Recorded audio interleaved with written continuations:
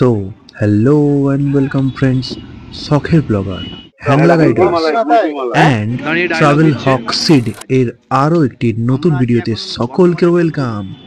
আজকে আমরা চলেছি হাওড়া কলকাতা থেকে প্রয়াগরাজ, আমাদের মহাকুম্ভ যাত্রার এটি ফার্স্ট এপিসোড। যে সমস্ত ফ্রেন্ডস ভিডিওটা নতুন দেখছো সকলকে রিকোয়েস্ট করব একবার লাইক করে দাও, শেয়ার করে দাও, সাবস্ক্রাইব করে দাও চ্যানেলটিকে।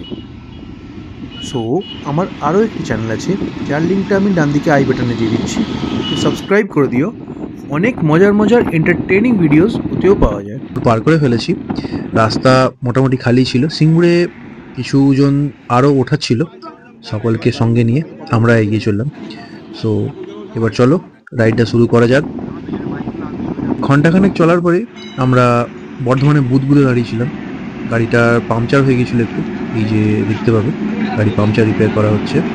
আর সঙ্গে বাকিরা একটু খাওয়া দাওয়া করে, আমরা রাস্তাতেই খাওয়া দাওয়া করবো সেটাই ঠিক করা হয়েছিল। তো তারই তোড়জোড় চলছে। ইনি আমার মামা, সকলকে বোঝাচ্ছেন কিভাবে যাবে, রাস্তাটা কিভাবে যেতে হবে। উপরে রান্নার জিনিসপত্র সব রাখা আছে, তো রান্না হবে। যে পাম্পটাতে দাঁড়িয়েছিলাম পাশেই সিসিডি ছিল, জায়গাটাও বেশ খুব সুন্দর, বেশ খানিকটা জায়গা ফাঁকা জায়গা ছিল পিকনিক করার জন্য। তো এখন আমাদের রান্নার তোড়জোড় চলছে।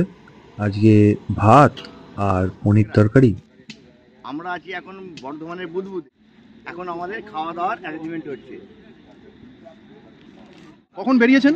আমরা গাড়ি ছেড়েছি 6টা, এখন বাজে 9টা। রাস্তায় খাওয়া দাওয়া সমস্ত নাকি? হ্যাঁ, রাস্তায় খাওয়া।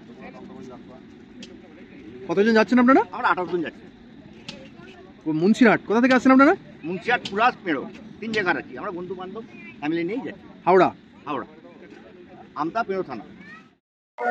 এদিকে হবে তোমার হচ্ছে পনির দিয়ে আলুর দিয়ে একটা সবজি হবে, প্লাস বেগুন ভাজা পিস করে সাথে গরম গরম ভাত। বেগুন বেগুন ভুলে কাজ করবো।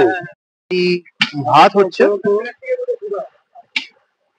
কতটা বাকি আছে? মোটামুটি মাঝেই পনির কাটা এবং বেগুনটাও কাটা। বেগুন ভাজার জন্য বেগুন হলুদ মাখিয়ে রেডি করা হয়ে গেছে কেটে। এদিকে আলুর তরকারিটা চলছে, পনিরের সবজি দিয়ে যেটা হবে পনির দিয়ে। তো আলুটা এখন কষা চলছে, পনির ভাজাও হয়ে গেছে, ভেজে সাইডে রাখা হয়ে গেছে। আলুর তরকারির তোড়জোড় এখন চলছে, আলুর তরকারি হবে এরপরে। সো ফাইনালি রান্না কমপ্লিট হয়ে গেছে, এবার খাওয়া দাওয়া করে নেব।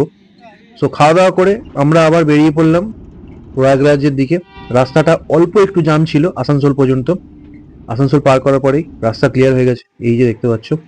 তো কিছুটা পরে এটা অনেকটা রাত হয়ে গিয়েছিল, তখন একবার বাইরে দাঁড়ালাম, কারণ কিছু লোকের টয়লেট করার বা একটু গাড়িতে একভাবে বসে বসে পায়ে যন্ত্রণা করছিল, তো তার জন্য বাইরে বেরিয়ে একটু পায়চারি করে নেওয়ার জন্য বাইরে দাঁড়ানো। এপিসোডটা যেন দেখতে ভুল করবেন না, প্রয়াগরাজের সমস্ত কিছু ডিটেলস ওখানে দেওয়া হবে। দেখার জন্য সকলকে ধন্যবাদ, আবার কাল সকালে দেখা হচ্ছে।